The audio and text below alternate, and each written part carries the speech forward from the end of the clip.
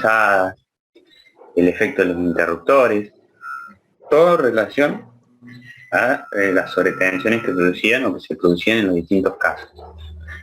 Y habíamos llegado hasta esta parte de del cortocircuito evolutivo. Bien, ¿qué es un cortocircuito evolutivo? Supongamos que tenemos un circuito en el cual vamos a interrumpir una pequeña corriente, puede ser capacitiva o inductiva, como pueden ser, por ejemplo, el caso de las líneas en vacío o en los transformadores. Como bien sabemos, cuando se interrumpe el circuito, si se abre el interruptor, aparecía una sobretensión que nosotros la llamamos tensión de recuperación, que tenía dos componentes, una de frecuencia forzada más una de frecuencia natural.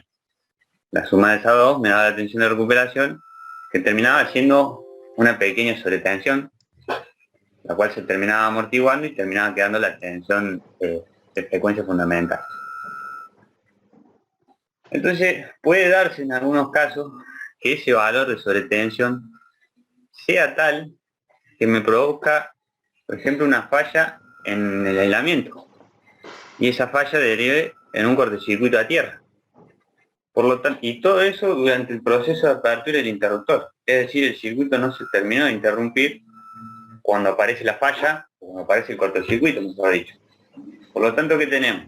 Tenemos un interruptor que se estaba abriendo, que estaba interrumpiendo en un primer momento una pequeña corriente, y de golpe, en el mismo proceso de apertura, la corriente se incrementa.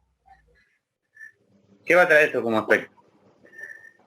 En los interruptores, cuando habíamos hablado de interruptores, teníamos que, en algunos casos, el fluido de extinción no tenía relación alguna con la intensidad de la corriente interrumpir, y en otros casos sí. Bueno, en los que no tiene relación con el fluido, o sea, el fluido extintor con la corriente interrumpir, no genera ningún efecto o ningún daño considerable.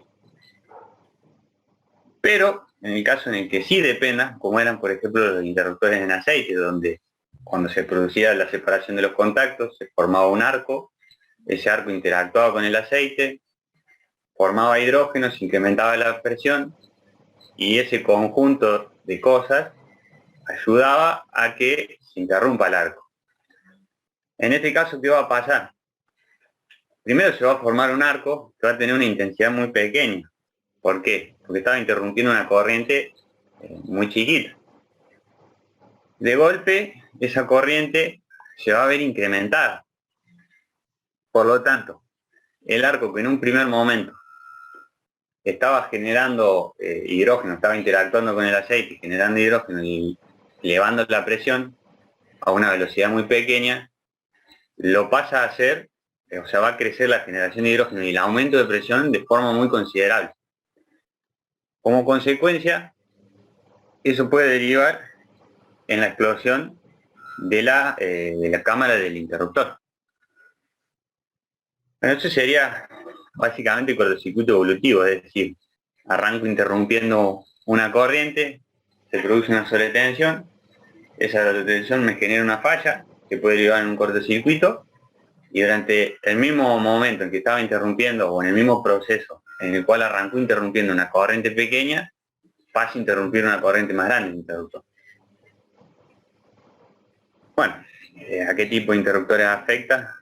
A los interruptores en los que el fluido de extinción tiene una relación con la intensidad de la corriente interrumpir, y las consecuencias pueden generar en algunos casos la destrucción total del interruptor. Después de esto ya hemos hablado, lo que era la desconexión de líneas en vacío. Yo acá hace algunas aclaraciones o expando un poquito más el concepto. Una línea en vacío era un circuito predominantemente capacitivo, es decir, íbamos a tener tensión y corrientes pasados 90 grados. Supongamos que interrumpimos la corriente en su paso por cero, por lo tanto la tensión sería máxima. La capacitancia de la línea va a provocar que quede una carga almacenada. Esa carga iba a ser igual a la tensión que tenía en el momento que se produce la interrupción del circuito. En este caso que estamos suponiendo sería máximo. Es decir, la interrumpo, quedaría una carga atrapada, como la que se ve acá hasta el punto A. ¿Qué ocurre? Del otro lado del interruptor, la tensión va a seguir oscilando. Lo que va a derivar en que medio ciclo después, la diferencia en potencial que haya entre los contactos del interruptor puede llegar a ser raíz de 2 veces la tensión. Esto como en el punto A. En este caso está un poquito antes, pero la diferencia es mucho mayor. ¿Qué ocurre? Esa tensión puede ser tal que supere la rigidez eléctrica del medio que se encuentra entre los dos contactos del interruptor. Si se supera la rigidez eléctrica, se puede producir el reencendido del arco, lo que va a traer asociado una oscilación de corriente y una oscilación de tensión que va a depender de la relación del IC, al igual que el valor máximo de la tensión. Esa corriente que aparece ahora, que va a ser de una alta frecuencia, se puede volver a interrumpir en un nuevo paso por cero, como podemos ver en B. Pero, siguiendo con el mismo razonamiento que hicimos en el primer momento, al interrumpir la corriente en su paso por cero, va a quedar una carga atrapada que va a ser igual a la tensión que tenía el sistema al momento de interrumpir el circuito. Y acá vemos que es de un valor mayor que el que había en un primer momento. Este ciclo se puede repetir varias veces, dando como resultado tensiones cada vez más elevadas. Esto es un poco lo que sucede cuando hablábamos del recierre, nada más que acá se produce como consecuencia del reencendido del arco. Bien. Otra cosa que voy a mencionar. Si bien el arco, uno trata de evitarlo, los interruptores se han diseñado para interrumpirlo lo más rápido posible, tiene la ventaja de que en ese momento que se produce el arco, la carga atrapada se va a disminuir la carga atrapada. Bueno, y acá ya entramos en lo que son las conclusiones acerca de la sobretensión de Magnus. Bien, como supimos decir en algún momento de la exposición, en el caso de las sobretensiones intervienen un sinnúmero de variables y muchas de ellas son de carácter aleatorio. Por lo tanto es muy difícil tener o obtener expresiones generales que luego yo pueda aplicar y obtener resultado o un estimativo de lo que pueda llegar a pasar en la realidad. En realidad, en este caso, lo que se hace a base de experiencia o simulaciones, se obtienen resultados, se sacan conclusiones y luego se usan esas conclusiones. Que es todo lo que hemos visto a lo largo del tema sobre tensión de maniobra. Hemos visto cómo se comportaban las sobretensiones en el caso de una línea en vacío, compensadas, con transformadores, la influencia del interruptor y otros casos particulares.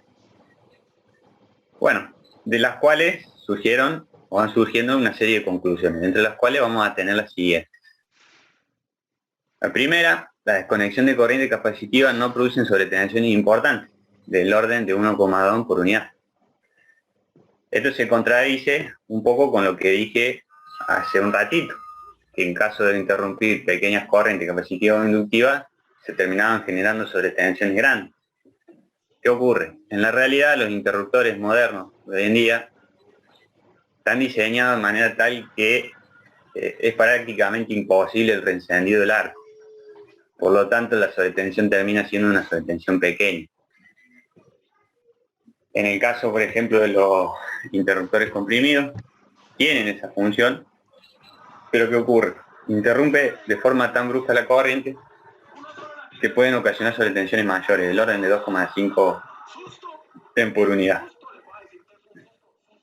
Bien, la segunda conclusión es que la energización de líneas de vacío, la máxima sobretensión aparece en el extremo receptor, eso concepto que por ahí traíamos cuando vimos líneas, el efecto Ferranti, de donde, bueno, en un 90% de los casos de las sobretensiones llegan o andan en un valor del 3 a 3,5 por unidad, y en la mitad de los casos, 50%, de 2 a 2,5 por unidad.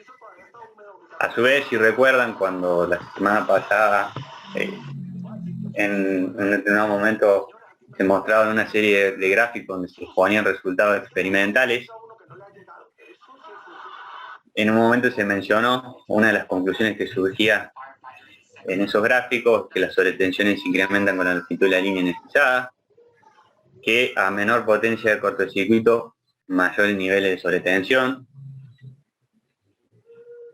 Bueno, acá ya aparece el concepto de energía atrapada, que en el caso de la reenergización de línea de vacío toma importancia la transmisión atrapada de la misma. Bien, bueno, en el caso, bueno, como bien mencioné hace un rato, o se mencionó la semana pasada también, que en caso de una falla, teníamos que sobre la línea que ocurría la falla no teníamos tensión atrapada porque justamente se drenaba, por así decirlo, como consecuencia de la falla, pero sobre las otras dos fases sanas aparecía una tensión atrapada. Bien, en este caso, la sobretensión es ocasionada por el recierre. El recierre es, digamos, el concepto de algo parecido a lo que expliqué recién con el reencendido, nada más que no tenía un reencendido largo, sino que es como si cerraras el interruptor. En este caso, en el 90% de las sobretensiones rondan entre un valor de 3,6 a 4,8 por unidad y en el 50% de 2,4 a 4,8. Bien, en el caso de las interrupciones de corriente magnetizante de los transformadores, teníamos que en este caso, cuando teníamos un transformador se producía una energía almacenada, una energía electromagnética, que era igual a un medio de L por I cuadrado. Al momento de interrumpirse el circuito, esa energía electromagnética se transformaba en energía electrostática, que era un medio de C por B cuadrado. Esa transformación de energía es a la que nosotros por ahí mencionamos el juego energético que hay entre la bobina y la capacitancia. ¿Qué ocurre? Eso me va a dar origen o va a dar lugar a que aparezca una sobretensión, frecuencia natural, que va a depender de la relación entre el I C, cuyo valor máximo también va a depender de la relación entre el I C. Pero en la actualidad, por ejemplo, los transformadores que tienen un núcleo de hierro con grano orientado, el ciclo de histéresis es casi ideal, casi rectangular. Por lo tanto, esa energía que hay en juego es mucho menor. Por lo tanto, las oscilaciones son muy pequeñas, se producen sobretensiones muy pequeñas. No sé si despreciable, pero no son para nada peligrosas. Bueno, también en un momento estudiábamos primero las líneas con una compensación, luego con transformadores, y luego también en un momento analizamos el caso de un transformador con reactores, que después vos nos mostramos el unifilar, que ahora no me acuerdo de qué central es. Era de Malvinas, del estación Malvinas. Claro. Y de ahí teníamos que en el caso de las sobretensiones de reactores iban a ser menores que en los casos de los transformadores, y que las sobretensiones cuando teníamos un transformador con un reactor eran menores que a los casos que recién mencioné. Después tenemos que algunas fallas producen efectos similares en la maniobra. En definitiva, una falla lo que provoca, al igual que una maniobra, es un cambio en la configuración del sistema. Eso puede derivar en transitorios y esos transitorios en sobretensión. A su vez, en caso de fallas asimétricas, debido al desplazamiento del neutro, se pueden producir sobretensiones dinámicas. Y por último, la mitigación de esta sobretensión? Bueno, básicamente vamos a tener tres métodos. Uno consiste en usar un resistor auxiliar, cuyo valor va a ser del orden de la impedancia característica de la línea y cuyo tiempo de inserción ronda entre los 5 y los 10 milisegundos, es lo recomendable. Otro método consiste en una sincronización de los terminales del interruptor con una tensión mínima. Y el tercer método, que es una combinación de los dos anteriores, donde acá podemos tener una tablita donde podemos comparar los distintos métodos. Por ejemplo, para el primer caso, no tenemos sincronización de los terminales y no tenemos resistencia auxiliar, resistor auxiliar. Tenemos una sobretensión del orden de 4 por unidad. Luego, no tenemos sincronización, pero colocamos una resistencia auxiliar de 0,8 a 1 de la impedancia característica. Podemos notar que la sobretensión cae por debajo de la mitad, a 1,9 por unidad. Luego, no tenemos sincronización, pero colocamos una resistencia auxiliar, pero mucho o 4 veces superior a la impedancia característica de la línea. Si bien baja la sobretensión, vemos que es superior a cuando usábamos una impedancia, una resistencia del orden de la impedancia característica. Tenemos 2,5 contra 1,9. Luego vamos a tener sincronización de los terminales de contacto del interruptor, pero no vamos a colocar resistencia. En este caso, de 4 por unidad pasaríamos a 1,8 por unidad. Y por último, una combinación de los dos. Tenemos sincronización más una resistencia del orden de la impedancia característica y vemos que se reduce la sobretensión considerablemente, 1,6 por unidad. Y de esta manera cerramos lo que es sobretensiones de maniobra.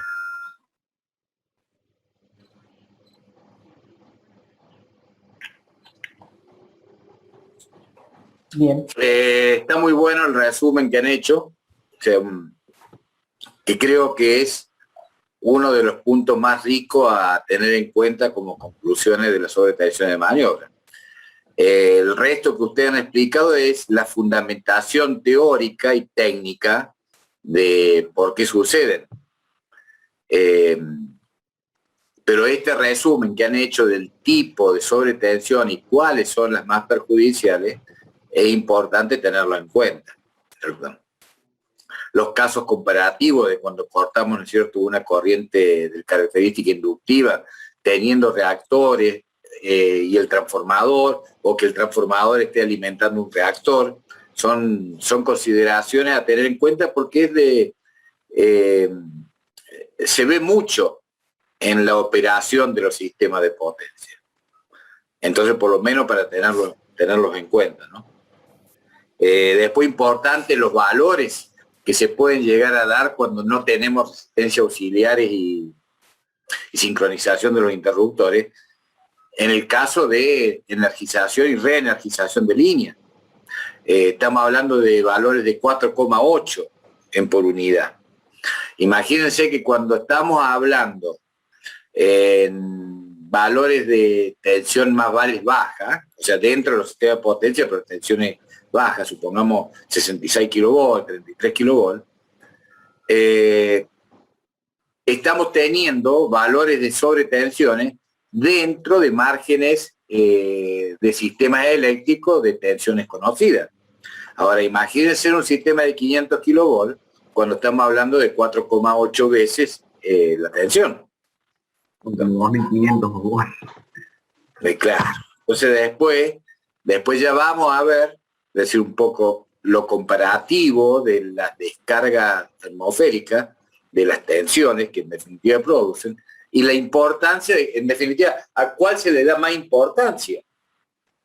¿Cierto? Y va a depender del nivel de tensión que estemos trabajando.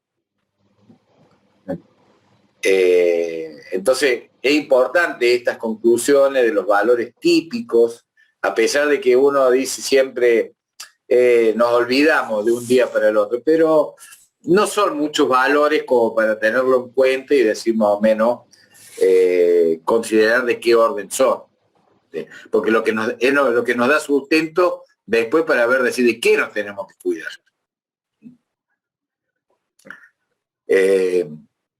Yo lo entendí el tema. Me gustaría saber si los compañeros lo han entendido.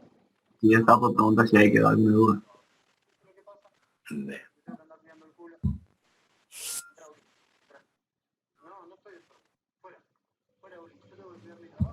Así que bueno, si no hay duda, le seguimos pegando para adelante. Vamos a entrar ahora a ver las de servicio.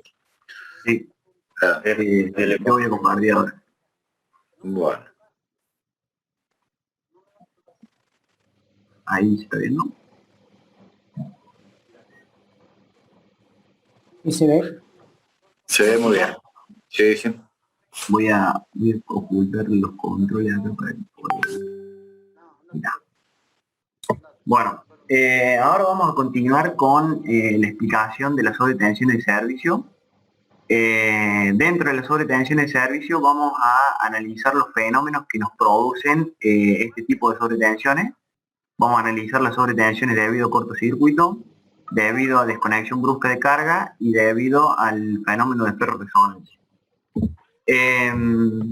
A modo... Ay, no se me cambia. Ahí está. A modo de introducción, vamos a recordar lo que estuvimos viendo en las clases previas, en donde este tipo de sobretensiones pertenece al grupo o a la clasificación de las sobretensiones de origen interno, junto con las sobretensiones de maniobra. A diferencia de las sobretensiones de maniobra, este tipo de sobretensiones va a comprender los estados estacionarios. Si recordamos, las sobretensiones de maniobra comprendían los estados transitorios. Este tipo de sobretensiones se van a presentar cuando se dé posterior a la puesta en servicio de una carga o la salida de servicio. También se puede llegar a presentar cuando estemos en presencia de un defecto.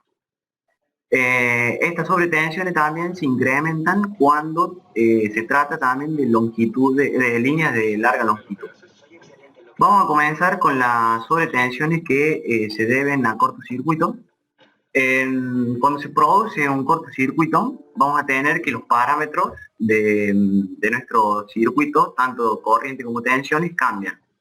Es decir, pasamos de valores de tensión y corriente a nuevos valores de tensión y corriente que van a depender del tipo de falla, del punto donde se produce la falla y de las características del circuito que alimentan esa falla. Cuando nosotros vamos a analizar lo que ocurre en el régimen permanente, nos vamos a centrar en ese régimen. Cuando se produce una sobretensión, como hemos venido hablando, tenemos esa tensión la podemos descomponer en una que responde a la frecuencia natural del sistema y otra que responde a la frecuencia fundamental. Nosotros nos vamos a basar en el análisis de la componente que responde a la frecuencia fundamental. Vamos a analizar en particular un cortocircuito, que es el cortocircuito unipolar a tierra. ¿Por qué? Cuando tenemos cuando se presenta un cortocircuito trifásico o bifásico sin contacto a tierra, vamos a tener que no se van a producir sobretensiones en la fase sana. Por ejemplo, no en el caso del cortocircuito trifásico, sino en el caso del cortocircuito bifásico sin contacto a tierra, porque vamos a tener una fase que todavía está sana. Pero en el caso de un cortocircuito unipolar a tierra o un cortocircuito bifásico con contacto a tierra, en la fase sana sí vamos a tener sobretensiones. Pero esas sobretensiones van a ser mayores cuando tengamos un cortocircuito unipolar a tierra. Por lo tanto, vamos a analizar este tipo de cortocircuito. Recordando lo que vimos en cortocircuito, donde utilizábamos el método de las componentes simétricas para poder trabajar con cortocircuito desequilibrado. ¿Por qué desequilibrado? Porque no nos está ocurriendo lo mismo en las tres fases, o sea, en una fase la tenemos a tierra y en las otras dos fases están sanas, entonces tenemos un desequilibrio. Entonces tenemos que utilizar un método que nos permita trabajar en esas condiciones. Como mencioné recién, vamos a tener dos fases en este tipo de cortocircuito que no han fallado. Entonces vamos a utilizar el método de las componentes simétricas para poder determinar ese valor de tensión que tenemos en las dos fases que no han fallado. Esas tensiones se pueden expresar en función de la impedancia directa, impedancia homopolar y la impedancia inversa y impedancia homopolar. Para eso tenemos que determinar o utilizar las redes de secuencia. Vamos a utilizar las tres redes de secuencia para obtener estos valores. Vamos a utilizar la red de secuencia directa, la red de secuencia inversa y la red de secuencia homopolar. En la secuencia directa, si recordamos, teníamos que tener en cuenta la fuente. Esto estaría representando la impedancia directa de la línea y esta estaría representando la admitancia transversal de la línea en secuencia directa. Esta sería la secuencia inversa, no tenemos en cuenta la fuente. Discúlpame, Alejo, Sí. Más que de la línea es del sistema, ¿no? Ah, bueno, sí, sí, porque no solamente tenemos en cuenta la línea, tenemos transformadores, generadores, sí. Claro, o sea, sería la impedancia Desde el punto que de tenemos. falla, la fuente. Exactamente. Exacto, así. No, para no confundirnos de que estamos tratando una falla de una línea, sino que estamos tratando la falla en un punto del sistema y esa impedancia nos representa desde el punto de falla a la fuente de generación. Exacto. Bien, en la secuencia inversa, bueno, o sea, de acuerdo a las simplificaciones que hacíamos en el cortocircuito, estos valores de impedancia y, o sea, de resistencia, reactancia, serían los mismos valores que utilizamos en la secuencia directa, y acá en la secuencia homopolar ya cambian los valores. En este tipo de secuencia vamos a tener en cuenta cómo se encuentra el estado del neutro, que ya vamos a ver que en función del estado del neutro va a ser el valor de la sobretensión que vamos a tener tanto en la fase S como en la fase T, suponiendo un cortocircuito en la fase R. Bien, si consideramos un cortocircuito en la fase R, vamos a determinar las condiciones de falla. O sea, vamos a hacer el mismo procedimiento que hacíamos en cortocircuito, nada más que tratando de determinar las tensiones. Las condiciones de fallo van a ser estas. Vamos a tener una tensión nula o prácticamente nula en la fase R, y vamos a considerar también que el circuito antes del fallo se encontraba en vacío. Por lo tanto, la circulación de la corriente en la fase S y en la fase T va a ser nula. Como estamos analizando un cortocircuito unipolar a tierra, si recordamos lo que hacíamos en cortocircuito, para poder representar este cortocircuito, lo que hacemos es conectar la red de secuencia, o sea, de cada secuencia, la directa, inversa, unipolar, las conectamos en serie. Y de esa manera podemos representar el cortocircuito unipolar a tierra. Si aplicamos el método de las componentes simétricas, podemos determinar cuál es el valor de la corriente en la fase directa, el valor de la corriente en la fase inversa y el corriente en la fase homopolar. Y si tomamos en cuenta las condiciones que planteamos, tenemos que la corriente en la fase S y la fase T es nula.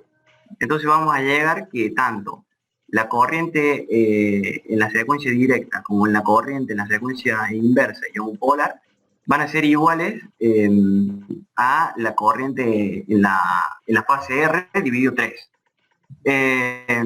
Y otra conclusión también es que las corrientes en las tres secuencias van a ser iguales, que sería la condición para que poder representar el circuito equivalente en donde vamos a tener circulación de una sola corriente. Y otra cosa también es la descomposición de la tensión en la fase R a través de las componentes simétricas para la tensión, en donde esa tensión en la fase R la podemos descomponer en las tres secuencias, en la suma de las tres secuencias. la tensión en la secuencia directa, la secuencia inversa y la secuencia homopolar. Pero de acuerdo a la condición del fallo que tenemos nosotros, la suma de esas tres componentes va a ser nula. Entonces, de acuerdo a esta ecuación, podemos despejar el valor de la tensión en la componente directa de la fase R, que va a ser igual a la suma, o sea, no la suma, sí, la suma en valores negativos de la tensión en la secuencia inversa y la tensión en la secuencia homopolar. Esto también lo podemos determinar gráficamente a partir de los diagramas fasoriales de las distintas secuencias, tanto para la corriente como para las tensiones. Vamos a tener el diagrama fasorial de la secuencia directa para las corrientes. Discúlpame, Alejo. Sí. ¿Podés volver a la filmina anterior? Sí, profe.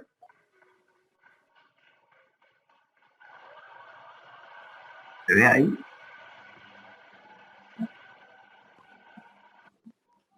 Está silenciado. Está silenciado, profe. Con razón que no me escucho ni yo. Sí. No, digo que no me cierra en ese esquema la condición de las tensiones de secuencia. La condición. Sí. O sea, las condiciones del fallo, dice usted. Sí, sí, las condiciones que tenés abajo puesta que U sub R es la sumatoria de las caídas de tensión en cada secuencia y que eso es igual a 0. Pero esta no sé, o sea... Estas tres son o sea, la descomposición de la tensión en la fase R a través de las componentes simétricas. No, o sea, la condición del fallo es que en esa fase, la R, que sería la afectada, la tensión que tenemos es nula. Entonces, totalmente de acuerdo, totalmente de acuerdo. Pero no me cierra ahí en el gráfico del unifilar que la suma de las tres sea 0. Fíjate vos que ahí la suma de las tres me está dando una caída de potencial a borne de 3ZN. Sí. Por eso, ese gráfico creo que está en el apunte, lo sacaron de ahí. Sí, yo lo saqué de ahí. Pero no me cierra, ahora lo estoy pensando, porque me parece que Z0 incluye a 3ZN. Sí, pero hay otra cosa que no dije. Ah, no, estoy pensando mal. Sí, es como dice el profe, me parece, porque esa está dentro del circuito homopolar, Claro. no las otras. Exacto. O sea que para cumplir la condición de la fórmula de tensiones abajo, 3ZN tiene que ser 0. Sí. Para que se dé que la suma de las tres tensiones es igual a 0. Sí, eso es cierto, sí. O de lo contrario, si tiene un valor ZN, o sea, de que no sea 0, porque sería 0 es si ZN es 0 y es conexión rígida a tierra. Claro, exactamente, efectivamente. Si tiene un valor distinto de 0, va a estar dentro de Z0, o sea, Z0 que está ahí abajo a la izquierda, es la resultante de toda la impedancia del circuito homopolar. Exacto, sí. Y ahí adentro estará 3ZN. Sí, en el apunte hace la aclaración de que no existe la impedancia de falla, pero no nombra la impedancia del neutro. Claro, por eso. Después cuando veamos la impedancia de falla sí va a estar ahí. Sí. Pero ya cambia la condición. Sí. Acá la impedancia de falla no la consideramos. Es más, No. si te volvés a la parte que vos hiciste, que marcaste el circuito homopolar unifilar, donde está la parte ahí, todo eso es Z0. Exacto, sí, desde acá. ¿Me entendés? Sí. Entonces, 3RN más J3XN, que corresponde a 3ZN, está dentro de Z0. Sí. Estará representando por separado, es decir, Z0 como la resistencia más reactancia homopolar, y aparte lo saca y pone el 3ZN. Pero cuando pone Claro. la caída de tensión homopolar no la está incluyendo. Si la tuvieras por separado, el 3ZN tendría que estar en serie y ambas tendrían que constituir un sub-0. Me voy a adelantar un poquito. Exacto. Acá tampoco la tiene en cuenta. Claro, porque está dentro de Z0. Por eso no lo tienen. Salvo que ya, o sea, no lo aclare y lo tenga en cuenta. Exacto. 3ZN está dentro de Z0. Por eso claro. está mal agregada ahí 3ZN. Sí. Y habría que tomarlo así para que concuerde, porque si no estaría mal. Exacto. Sí, tiene que estar dentro de U0, digo. Sí. Bien. Bueno, cuando vayan a leerlo, ténganlo en cuenta. Sí, importante. Bueno, lo que habíamos visto era una aproximación a la resolución matemática. Esto sería una resolución gráfica. Bueno, como había dicho, teníamos la representación fasorial de la secuencia directa para las corrientes. Si amplificamos el operador que nos desfasa 120 grados, o sea, para obtener la secuencia inversa, podemos obtener la secuencia inversa de las corrientes. Tenemos la secuencia de la corriente homopolar y podemos determinar el valor de la corriente en la fase R, en la fase S y en la fase T. Si tomamos o sea, para obtener la corriente en la fase R, vamos a tener que tener en cuenta la corriente directa de o sea, la componente simétrica de o sea, la corriente directa de la fase R más la corriente inversa de la fase R más la componente homopolar. Esa suma de las tres nos va a dar el valor de la corriente en la fase R. Ahora vamos a determinar el valor de la corriente en la fase S. Para determinar la corriente en la fase T va a ser igual. Vamos a tomar la corriente de secuencia directa de la fase S, si la representamos acá. Luego sumamos la corriente de la secuencia inversa de la fase S y sumamos, cerrando el triángulo, la corriente de la componente homopolar. Y vemos que la corriente en la fase S es igual a 0. Si aplicamos el mismo método para determinar la corriente en la fase T, vamos a llegar a que esa corriente es nula. Ahora vamos a determinar la solución para las tensiones. Tenemos el diagrama fasorial para la secuencia directa de las tensiones, aplicamos el operador, obtenemos la tensión en la secuencia inversa y tenemos las tensiones para la secuencia homopolar. Tomamos la tensión de secuencia directa en la fase R, la representamos. Tomamos la tensión en la secuencia inversa de la fase R, la representamos y cerramos el triángulo con la tensión en la secuencia homopolar. Y nos da que el valor en la tensión en la fase R es igual a 0, de acuerdo a como habíamos planteado las condiciones de fallo. Y ahora vamos a determinar el valor en la tensión en la fase S y en la fase T. Tomamos la tensión de secuencia directa en la fase S, la representamos, tomamos la tensión en la fase S de secuencia inversa y cerramos, no cerramos porque en este caso hay una resultante, la tensión de secuencia homopolar. Y de esa manera, al cerrar el polígono de fuerza, por así decirlo, obtenemos el valor en la tensión en la fase S, que ya vamos a ver qué valores puede llegar a tomar. Lo mismo hacemos para la fase T. Bien, ahora serían las conclusiones, bueno, o sea, cómo determinar los valores de la tensión en la fase S y la fase T, analíticamente, los valores para poder ver de qué dependen.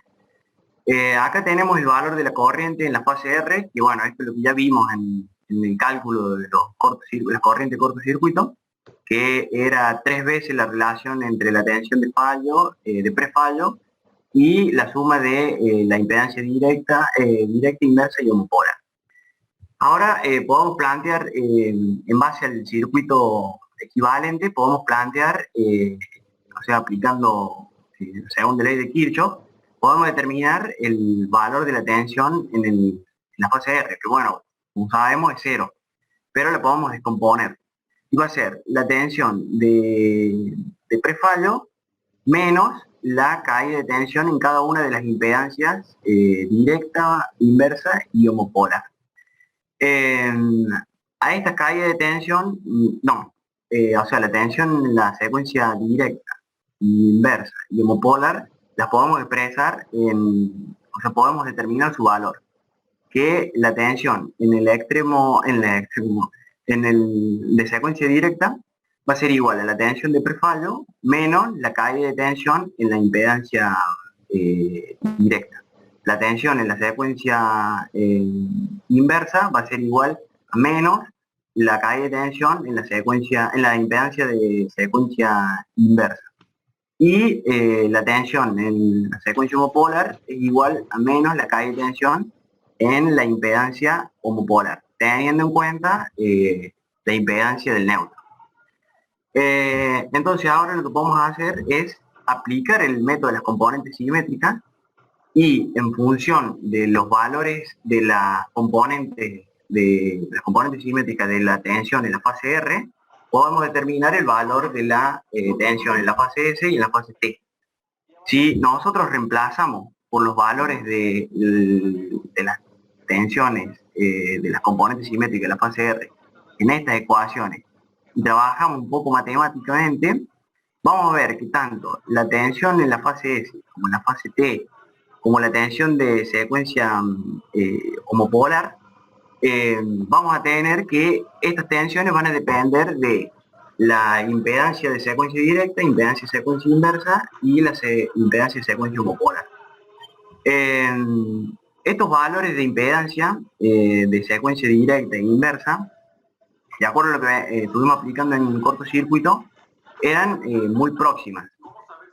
Por eso las tomábamos como valores iguales. Entonces, estos valores de tensión en la fase S y en la fase T, vamos a analizar qué valores toman dependiendo del valor de la impedancia homopolar. Que este valor va a cambiar en función de cómo esté el régimen de neutros de nuestro sistema. Y vamos a analizar valores extremos y un valor teórico. En estos gráficos tenemos representados los valores de las tensiones en función de cómo varíe el valor de Z0. Vamos a analizar el valor de la sobretensión en función de dos cosas. En función de la relación entre entre los módulos de la impedancia homopolar y la impedancia directa, y vamos a analizar también el valor de la sobretensión en función de la diferencia que existe entre el argumento de la impedancia de secuencia directa y el argumento de la impedancia homopolar. Vamos a tomar primero un valor de Z0. ¿Qué tenemos en la ordenada? Ah, bien. Sí, en la ordenada sería la relación que existe entre la tensión en la fase, o sea, la fase que está sana, dividido la tensión de prefallo. Que eso nos va a dar un valor de sobretensión, yo supongo, no lo aclara acá, pero estaría en pura unidad. Bien, eso sería la ordenada y esta en abscisa. Y bueno, estos valores que están mostrando acá de ángulo sería la diferencia entre el argumento de la impedancia directa y homopolar. Entonces, vamos a analizar el valor para cuando Z0 es igual a 0. O sea, la impedancia homopolar de nuestro sistema es 0. En este caso vamos a tener que la sobretensión en ambas fases, tanto en la fase S como en la fase T, el valor de la sobretensión tiende a 0,5 raíz de 3 en ambos casos.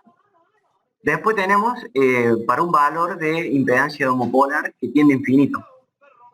En este caso tenemos que tanto para la fase S como para la fase T, los valores de la sobretensión en ambas fases tienden al valor de la tensión compuesta, o sea, raíz de 3. Raíz de 3 la tensión de prefallo sería. Ahora vamos a analizar un caso teórico. Este caso teórico se tendrían que dar dos situaciones. Que La relación entre los módulos, tanto de la impedancia homopolar como el de la impedancia directa, sea igual a 2 en ambas fases, tanto en la S como en la T, y que la diferencia de los argumentos de la impedancia directa y la impedancia homopolar sea igual a 180 grados. En este caso vamos a tener que la sobretensión en las dos fases, tanto en la S como en la T, tiende a infinito.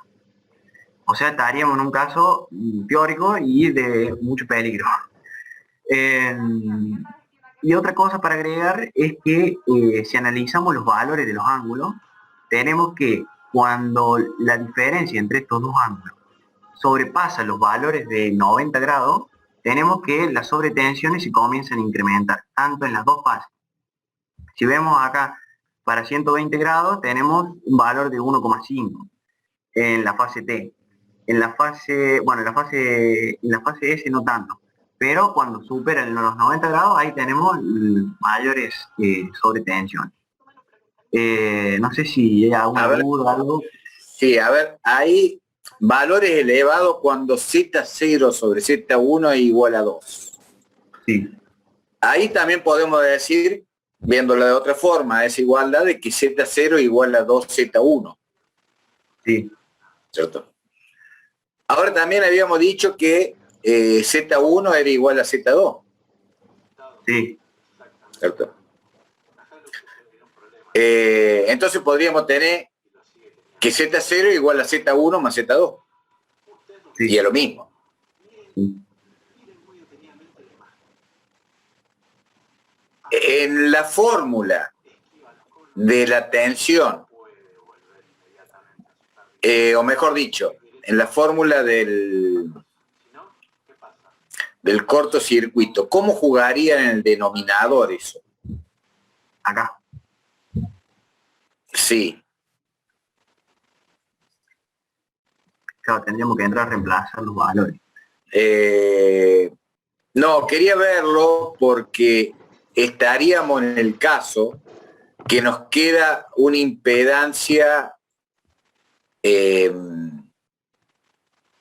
o sea que en el denominador nos está quedando un 0. A ver, volvete a la otra. Quería llevarlo a ese análisis. Es que la sobretensión en esta, ingeniero, o en cuál otra. Sí, no, en ese.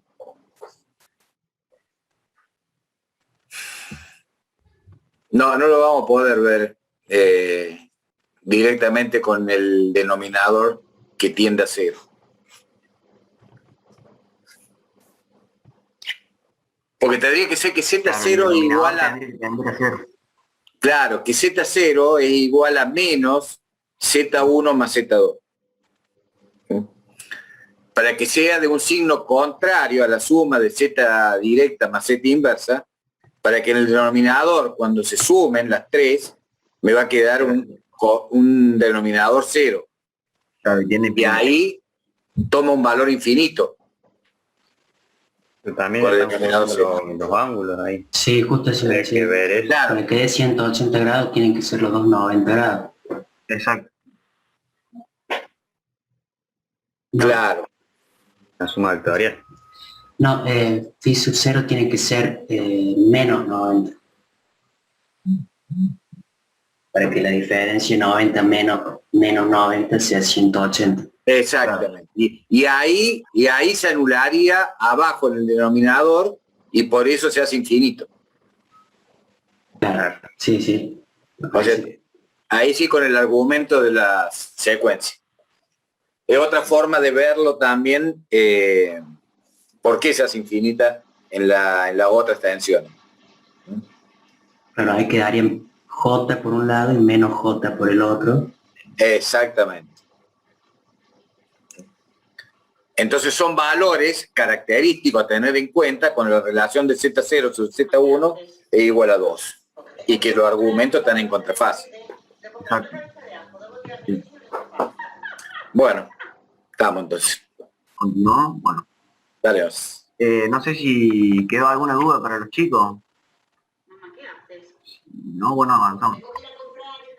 Bueno, ahora vamos a analizar, o sea, los valores de la impedancia homopolar en función de la conexión del neutro. Para poder determinar la impedancia homopolar, tendríamos que resolver este circuito, que sería la suma, o sea, resolvemos primero esta parte que está en serie y luego trabajamos realizando un paralelo con esta capacitancia. Y de esa manera podríamos obtener el valor de la impedancia homopolar. Acá el apunte hace una simplificación, llamando a z sub 0' la suma de la impedancia, de la suma de la resistencia homopolar más la reactancia inductiva homopolar. Eso simplifica un poco la fórmula, pero no es lo mismo que lo que está acá. Vamos a analizar tres casos. En el caso que la impedancia del neutro sea nula, vamos a tener que el neutro se encuentra directamente puesto a tierra. Entonces, esta fórmula se simplifica a esta fórmula, que es igual a menos la reactancia. A ver, indícalo también ahí en el circuito unifilar. ¿Cuál es lo que desaparece y qué queda? Esta parte es la que desaparece, que sería la impedancia del neutro, El y nos queda 3ZN, solamente este paralelo. ¿Cómo? Exacto. El 3ZN sería, ¿no? El que desaparece. Claro, exactamente, la impedancia del neutro es lo que desaparece. Exacto. Y hay que resolver un paralelo, por lo tanto esa es la expresión de la resolución del paralelo. Exacto. Y ahora obtenemos este valor de impedancia homopolar.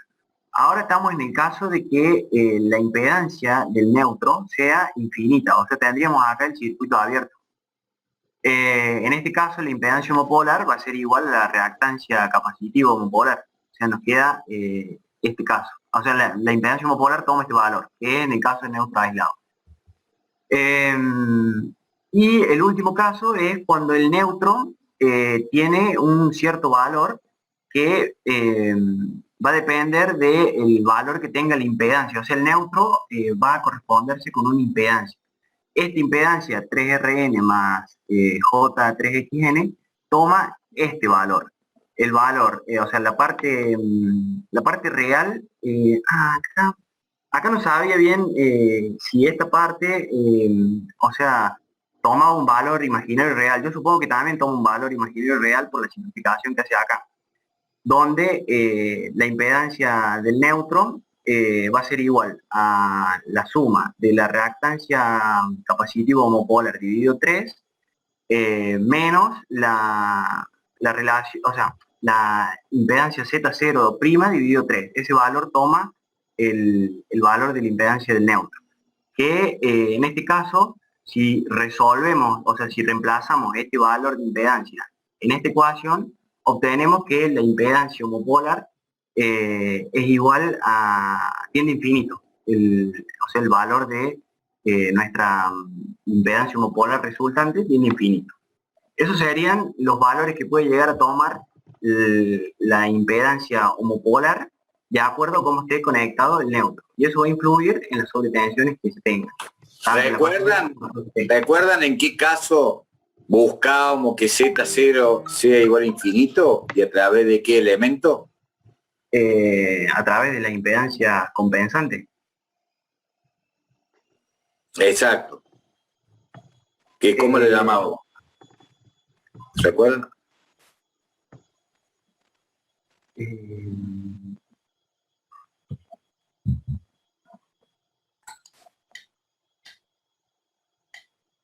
No, tenía algo que ver con efecto corona.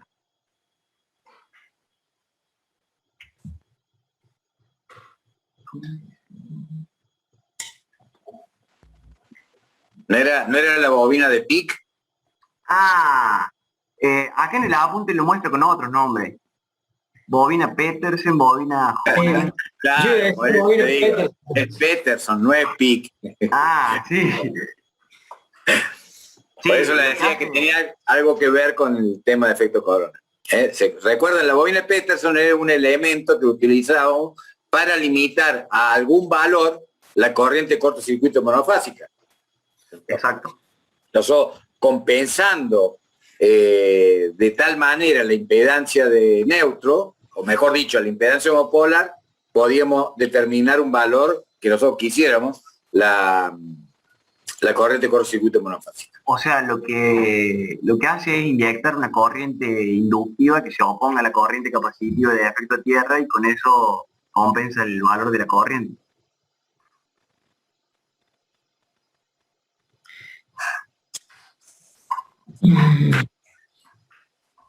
Sí, no sé si están así. Es una compensación como decís vos, compensa los valores de la reactancia capacitiva del sistema, pero no es que inyecte una corriente, ¿no? Ah, bien.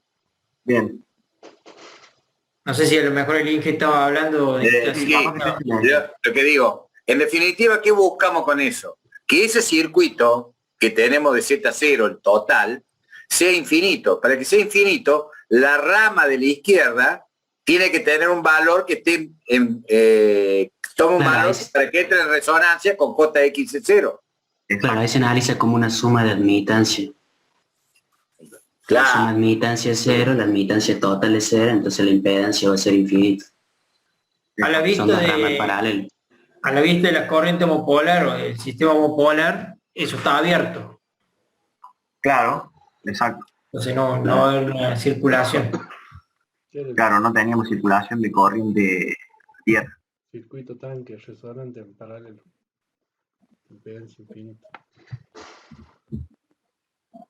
Bien. Bueno, ahora vamos a hablar sobre el coeficiente de falla tierra. En los cálculos que hicimos anteriormente se consideraba que había un solo punto de nuestro sistema, que era el punto de la falla, el que soportaba el mayor valor de la sobretensión en la fase sana. En este caso, el coeficiente de falla tierra lo que nos va a permitir es, sin entrar en tantos detalles de ciertas variables que habría que tener en cuenta, el coeficiente nos va a poder permitir determinar que en otros puntos del sistema va a haber, o sea, los otros puntos del sistema van a estar sometidos a ese valor máximo de sobretensión. De acuerdo a lo que dice el apunte, la mayoría de las veces el punto donde se encuentra la falla es el que mayor sobretensión tiene. Pero bueno, es importante aclararlo. Este coeficiente de falla tierra va a estar determinado por la relación que existe entre el valor máximo de la sobretensión a tierra y la tensión de fase nominal. También podemos determinar el coeficiente de puesta a tierra, que este coeficiente de puesta a tierra va a ser raíz de 3 veces menor que este coeficiente, que el coeficiente de falla tierra, debido a que se calcula de la misma forma, pero se tiene en cuenta la tensión compuesta. Entonces, raíz de 3 veces menor que este coeficiente. Una red también se puede denominar efectivamente puesta a tierra cuando este coeficiente, el coeficiente de puesta a tierra, no es mayor de 0,8. Si nosotros recordamos lo que vimos en cortocircuito, cuando determinamos los valores de la impedancia directa, impedancia inversa, impedancia homopolar, a la impedancia directa y de secuencia inversa la expresábamos en función de la reactancia directa, o sea, la podemos expresar en función del valor de la reactancia directa. Y si a la impedancia homopolar la expresamos como la suma de la resistencia de secuencia homopolar más la reactancia de secuencia homopolar, tomamos estas dos ecuaciones y las reemplazamos en los valores de la sobretensión, o sea, en las ecuaciones de la sobretensión, podemos ver que las tensiones en las dos fases sanas van a depender de las relaciones que existen entre la reactancia homopolar y la reactancia directa, y la relación que existe entre la resistencia de secuencia homopolar y la reactancia de secuencia directa. Y de esa manera, en función de estas dos relaciones, podemos determinar lo que es el valor del coeficiente de falla tierra. Ese valor del coeficiente de falla tierra lo vamos a determinar en función de estos dos diagramas. En donde tenemos, en el eje de ordenada vamos a plantear en ambos casos el valor de las relaciones que existen entre la resistencia homopolar y la reactancia de secuencia directa, en ambos casos, y en abscisa vamos a representar la relación entre la reactancia homopolar y la reactancia directa, y de acuerdo a los valores que tomen estas relaciones podemos determinar el coeficiente de falla tierra. Estos dos gráficos tienen una diferencia que responden a la relación que existe, o sea, el valor que toma la relación de la resistencia de secuencia directa y la reactancia de secuencia directa, y la resistencia de... no es reactancia, es resistencia de secuencia directa y reactancia de secuencia directa, relación entre la resistencia de secuencia inversa y la reactancia de secuencia directa, que es igual a 0. En este caso es igual a 0,2. Y de esa manera, en función de los valores que toman esas relaciones, determinamos el coeficiente de falla tierra. Ahora bien, de manera, o sea, en función de los valores que toman esas relaciones, tanto de las relaciones de la reactancia como la relación de la resistencia homopolar y la reactancia directa, los sistemas se han clasificado en 5 grupos: A, B, C, D y E. Estos grupos se van a clasificar en función de cómo se encuentra el estado del neutro. Vamos a analizar el grupo A. En este caso el grupo A va a corresponder, o sea, se lo va a denominar como grupo A debido a que el estado del neutro se encuentra conectado rígidamente a tierra. En este caso vamos a tener que el valor, o sea, el valor de las relaciones entre reactancia homopolar y reactancia directa toma valores entre 0 y 3. Y la relación entre la resistencia homopolar y reactancia directa toma un valor entre 0 y 1. En este caso no se pueden especificar bien los límites,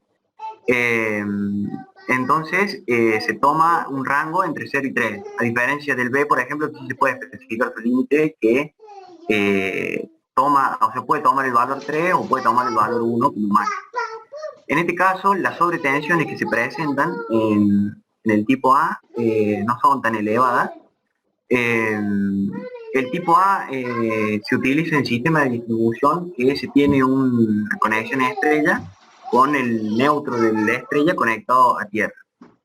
El grupo B va a tener las mismas características del grupo A, nada más que, bueno, como mencioné anteriormente, incluye al valor máximo, o sea, al límite lo incluye en los valores de la relación.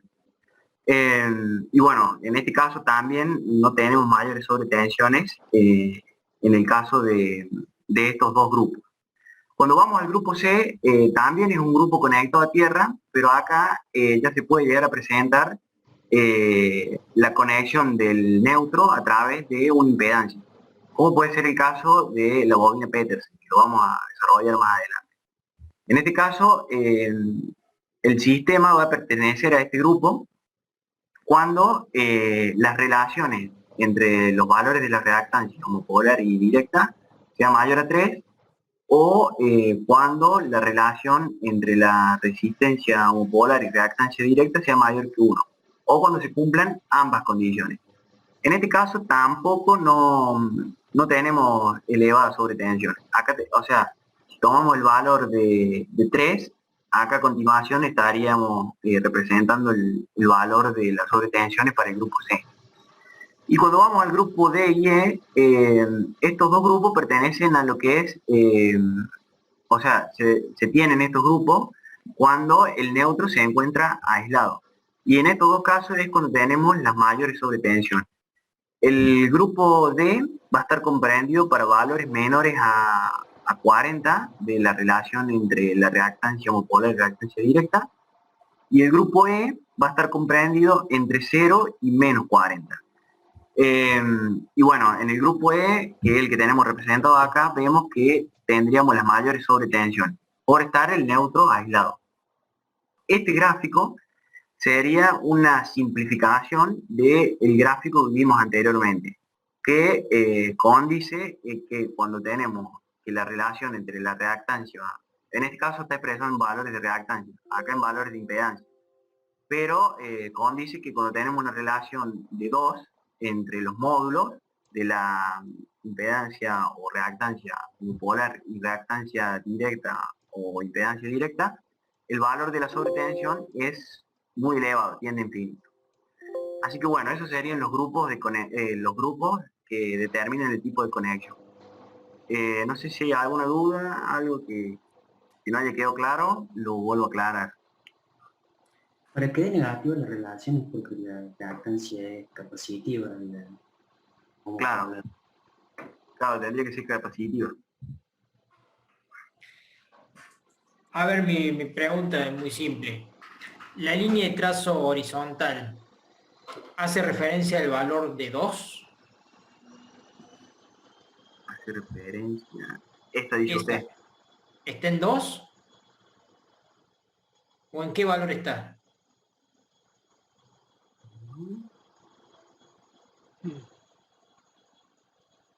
Sí, no estaría claro ahí. Es por unidad. Bueno, pero ya lo explicaste, así que fíjate en los gráficos anteriores lo que decís que...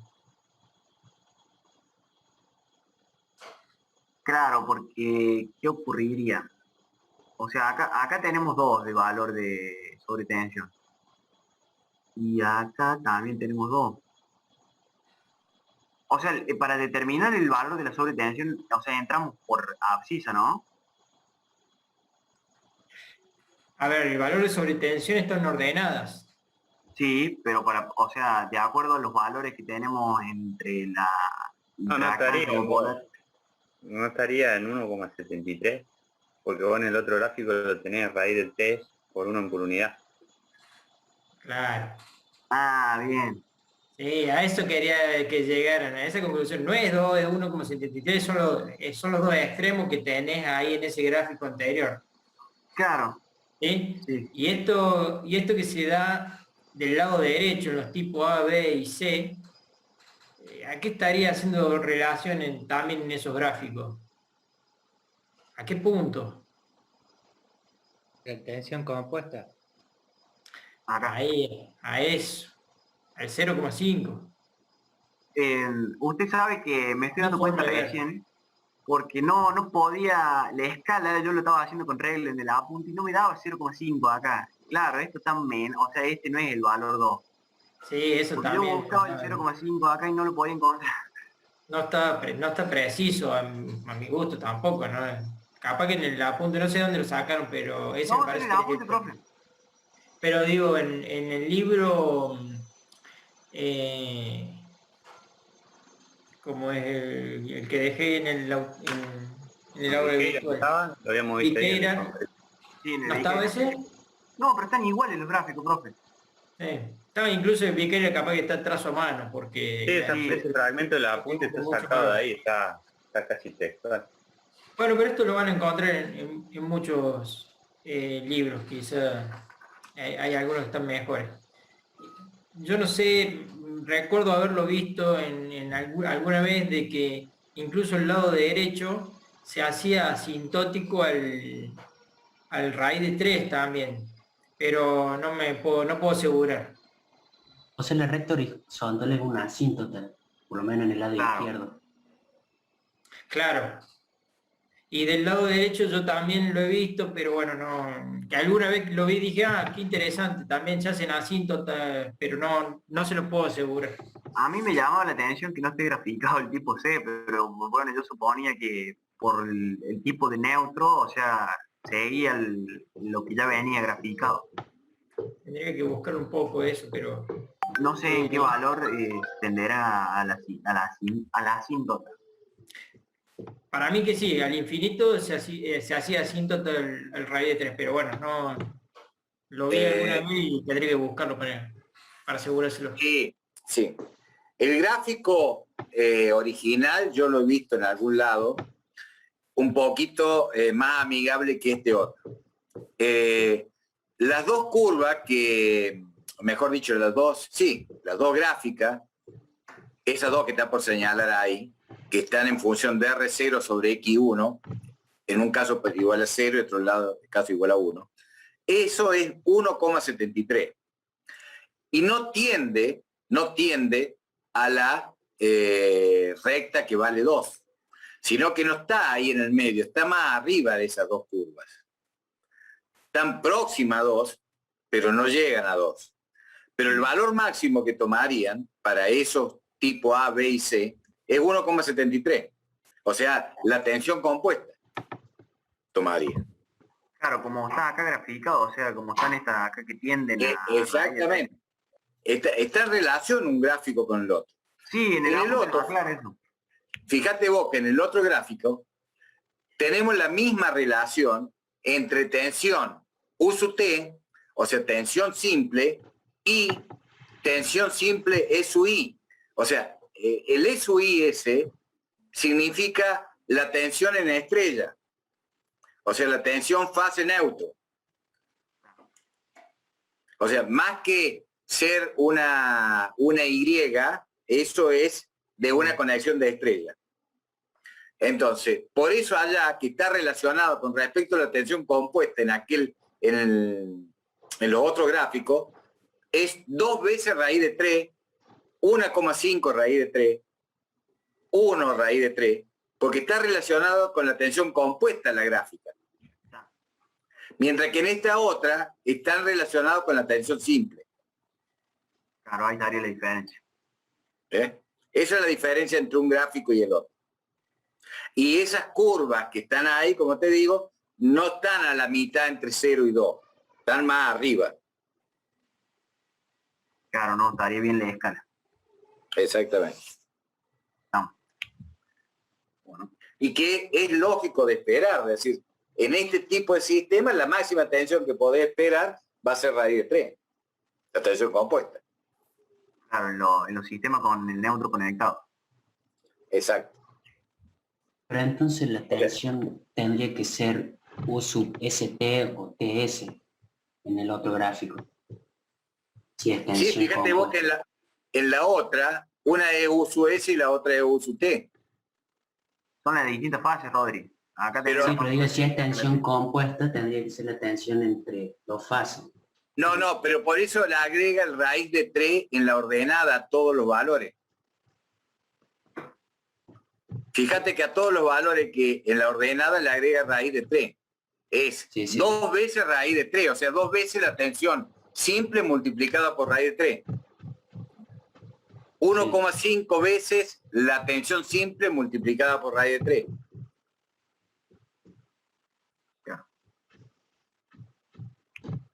En cambio acá no, acá tenemos que es 2 veces la relación entre la tensión simple U sub T y la tensión de referencia E simple, E de fase. Por eso no llega nunca a 2, llega a 1,73. Y allá, ¿a dónde va a llegar?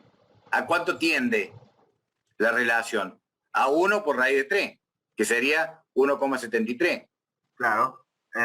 Tiende al valor de la tensión compuesta. Claro.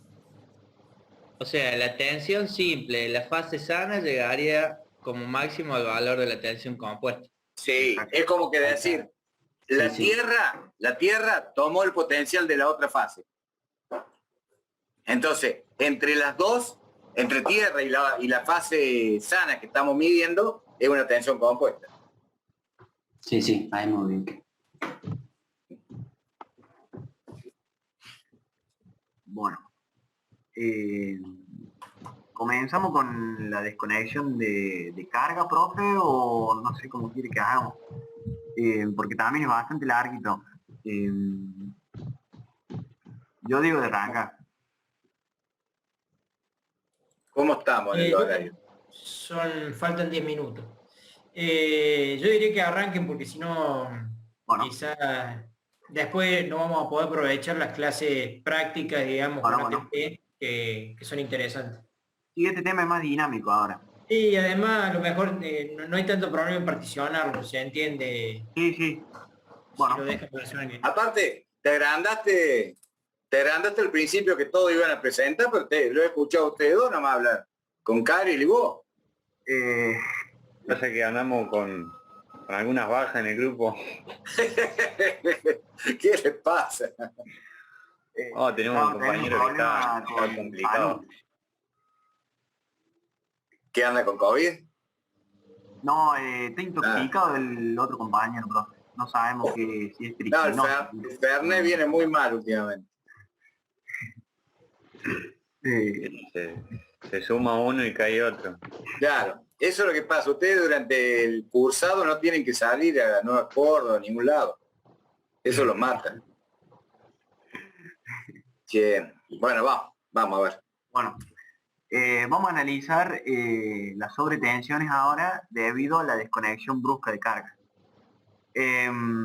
Para poder analizar las sobretensiones, vamos primero a hacer una introducción para determinar un generador equivalente. Para poder determinar ese generador equivalente, vamos a considerar todos los generadores funcionando en régimen permanente y a esos generadores lo podemos representar por, de acuerdo al análisis que se quiera hacer, por la fuerza electromotriz, o sea, de secuencia directa. Bueno, tenemos siempre fuerza electromotriz en la secuencia directa, no hay en la otra secuencia. O por la fuerza electromotriz transitoria. Esa fuerza electromotriz va a estar en serie de acuerdo a la que tomemos para hacer el análisis con la reactancia síncrona o la reactancia síncrona transitoria. En función de eso podemos determinar un equivalente de Thevenin, donde vamos a tener una fuente en serie con una impedancia de cortocircuito, hasta, o sea, esa impedancia de cortocircuito va a ser equivalente desde el punto que estemos analizando hacia la fuente. Este sería el punto de análisis en donde vamos a tener una tensión y, bueno, por el circuito va a estar circulando una corriente. Podemos determinar el valor de la fuerza electromotriz en función de la tensión en el punto dado. Para eso vamos a tomar como referencia la tensión en el punto dado y vamos a hacer una determinación gráfica y, bueno, después vamos a determinar analíticamente el valor de la fuerza electromotriz. Vamos a tomar como referencia en el diagrama fasorial la tensión en el punto dado.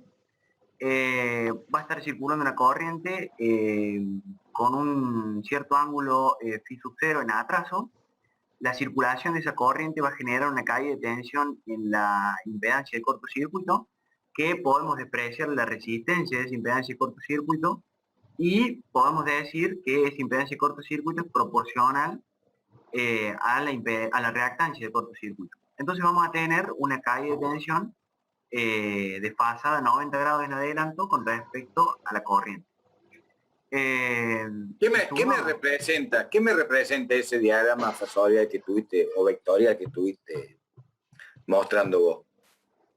O sea, nos está representando, esta sería la fuerza electromotriz del generador y esta sería la tensión que tenemos. En definitiva, o sea, quiero que lo relacione así con lo que hemos estado viendo, es decir, eso es un diagrama vectorial del comportamiento de qué.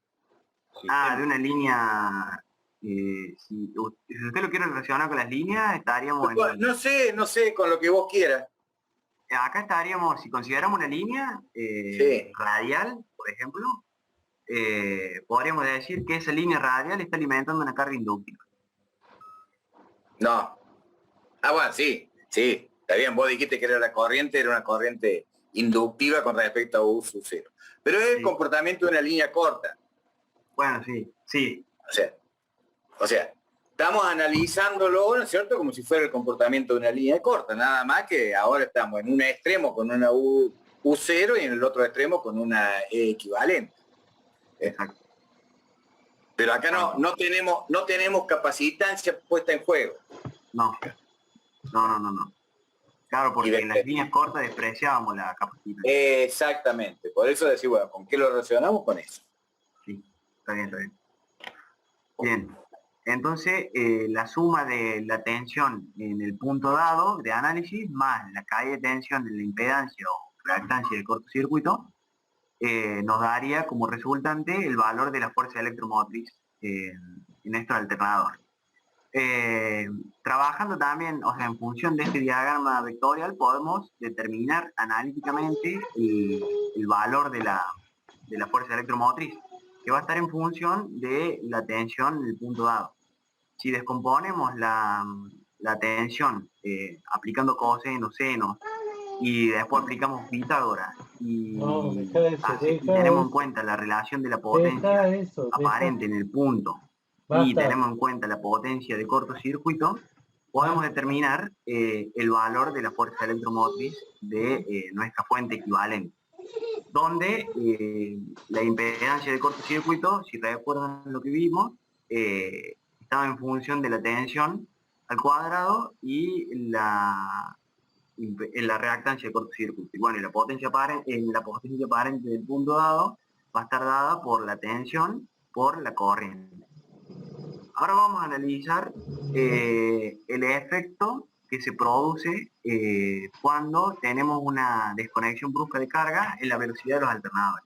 En este caso va a ocurrir lo contrario a lo que hacíamos el análisis cuando vimos regulación de frecuencia, en donde analizábamos que lo que pasaba era un aumento de la carga, entonces nos disminuía la frecuencia. Vamos a analizar el caso inverso. Cuando tenemos una desconexión brusca de carga, ¿se me escucha bien? Porque me figura... Sí. Nada. Va, yo te escucho bien. Sí, está bien. Cuando tenemos una desconexión brusca de carga, vamos a tener que el par electromagnético disminuye. Y si nosotros tenemos que nuestro par mecánico aplicado por una turbina, por ejemplo, se mantiene constante, la velocidad en nuestro rotor va a aumentar. La velocidad, o sea, ese aumento de velocidad en el rotor del generador va a producir un aumento de la frecuencia. Como sabemos, la fuerza electromotriz depende de la frecuencia. Por lo tanto, si aumenta la frecuencia, aumenta la tensión, o sea, la fuerza electromotriz de nuestra fuente equivalente. Entonces, ese aumento de fuerza electromotriz va a producir un aumento de la tensión en el punto dado. Para poder determinar bien cuánto aumenta la velocidad cuando se produce la desconexión brusca de una carga, vamos a tener que analizar bien cómo son las características electrodinámicas de la máquina, el tema de las excitatrices y los reguladores de velocidad de la misma. Y aparte de conocer todas esas variables, vamos a tener que hacer, o sea, tomar como ayuda cálculos a través de programas computacionales para poder determinar ese valor del aumento de la velocidad. O sea, se puede hacer por esa vía o se puede hacer tomando este circuito equivalente, en donde en este circuito equivalente vamos a tener en cuenta la fuerza electromotriz transitoria en serie con la reactancia transitoria. Pero estos dos parámetros dependen de la frecuencia. Entonces vamos a tener que corregirlos porque tenemos un aumento de la frecuencia cuando se produce la desconexión brusca de la carga. Entonces, si corregimos la frecuencia y llevamos esos valores de frecuencia a la fórmula, podemos determinar el valor de las dos tensiones. Para eso, el objetivo va a ser corregir la frecuencia. La corrección de la frecuencia va a estar determinada, o sea, la vamos a hacer en función de qué tipo de generador tengamos. Si es un turbogenerador o un hidrogenerador. En el caso de los turbogeneradores, vamos a tener que el aumento máximo de la velocidad es del 10% al 15% en menos de un segundo. En este tiempo tenemos que el flujo en el rotor no ha cambiado mucho, por lo tanto podemos decir que la frecuencia, o sea, el aumento de la frecuencia, lo podemos tomar igual al aumento de la velocidad del rotor debido a la desconexión brusca de la carga. Por lo tanto, la frecuencia va a aumentar un 10% o un 15% de la frecuencia nominal. En el caso de los hidrogeneradores, vamos a tener que el aumento máximo de la velocidad se da en un 60% en un tiempo de 10 segundos. Los reguladores de velocidad actúa en un tiempo mucho menor, que es alrededor de un segundo. Por lo tanto, no vamos a tener un aumento de la frecuencia en el 60% de la nominal. Si consideramos un aumento lineal de la velocidad, o sea, de la frecuencia con la velocidad, podemos llegar a suponer un 30% del aumento de la frecuencia con respecto a la frecuencia nominal cuando tenemos una desconexión brusca de carga, en el caso de los hidrogeneradores. Entonces, habiendo obtenido los valores de frecuencia, los podemos tener en cuenta para el cálculo de la fuerza electromotriz y el cálculo de la reactancia de cortocircuito, y de esa manera estaríamos corrigiendo el efecto de la sobrevelocidad de los alternadores. Ahora vamos a ver. ¿Puedo hacer una consulta? Sí. En la página anterior, si disminuye, si hay una desconexión de carga, la impedancia no debería aumentar. En la siguiente, el ZC. El Z acá. Sí, ¿Cómo dijiste arriba? Si se desconecta una carga, esa impedancia no debería incrementar. Yo lo puse de esa manera porque, o sea, la carga que está tomando ¿cómo es? O sea, nuestro circuito equivalente se reduciría, por eso lo puse que disminuye. No sé si está bien. Claro, lo que dice... La carga disminuye. O sea, no es que disminuye la impedancia de carga. Exacto. Saliendo la Exacto. potencia, estaría más O sea, significativo. ahí podría haber puesto SC, o sea, potencia de carga. Sí, Claro. acá cuando lo quise representar no sabía qué poner y digo, bueno, la impedancia de carga, pero sí, está bien, sería la potencia. Porque en definitiva es como que decir aumenta la impedancia de carga porque hay menos corriente. Exacto. Así lo tomé yo. Sí, Así lo tomó Rodrigo, claro. sí, ya lo voy a corregir y vos lo pasas. Atento, Rodrigo. Bien, está bien, está bien. Bueno, ahora vamos a analizar el efecto de la corriente capacitiva. Cuando se da la desconexión brusca de la carga, o sea, la línea que alimenta esa carga va a quedar en vacío. El efecto de la circulación de corriente capacitiva va a producir que la tensión en el extremo suministro va a ser mayor que la fuerza electromotriz del generador. Vamos a determinar cuánto es mayor esa tensión en el extremo suministro con respecto a la fuerza electromotriz del generador. Si recordamos, de acuerdo a lo que habíamos visto en desenergización de líneas largas, por efecto Ferranti teníamos una elevación de la tensión en el extremo receptor, que la podíamos calcular en función de la tensión en el extremo suministro y por un factor que era el factor que tenía en cuenta el efecto Ferranti. Si aplicamos también las ecuaciones que vimos cuando tratamos el tema de la desenergización de líneas largas, podemos determinar el valor de la corriente que circula. Corriente que circula debido a la capacitancia de la línea, que va a estar en función de la tensión en el extremo receptor y la admitancia de la línea por el seno de beta L dividido beta L. Si nosotros tomamos el valor de la tensión en el extremo receptor, que lo calculamos en función de la tensión en el extremo suministro y reemplazamos, vamos a ver que tenemos una corriente en el extremo suministro que depende de la tensión en el extremo suministro y de la admitancia transversal de la línea. Bueno, acá hay una operación trigonométrica que la relación entre el seno y el coseno nos da tangente.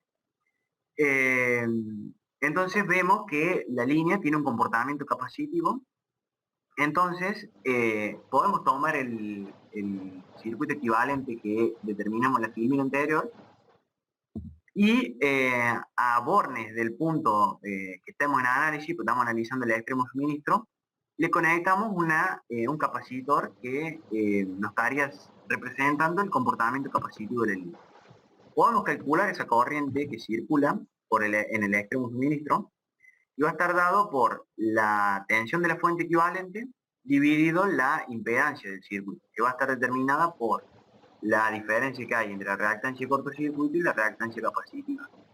Entonces, podemos determinar el valor de la caída de tensión en este capacitor. Y esa caída de tensión nos va a estar representando el valor de la tensión en el extremo suministro. que si reemplazamos el valor de la corriente en esta ecuación, podemos determinar que el valor de tensión en el extremo suministro es mayor que la tensión de la fuente equivalente. ¿Por qué? Porque el denominador es menor que 1.